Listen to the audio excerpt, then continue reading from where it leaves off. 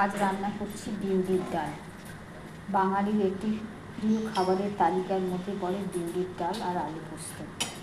বিউলির ডালটাকে হালকা কড়াইতে নেড়ে নিয়ে প্রেশার কুকারে ভালো করে ভাপিয়ে নিয়ে তারপর ওটা প্রেশার কুকার থেকে বের করে নিয়ে কড়াইতে আদা আর জিরের ফোড়ন, প্রথমে 5 ফোড়ন তেলের উপর, তারপর আদা বাটা জিরে বাটা ভালো করে নেড়ে নিয়ে পরিমাণ মতো নুন, হলুদ, 1 চিমটে চিনি এগুলো দিয়ে বসিয়ে দিয়েছি বিউলির ডাল।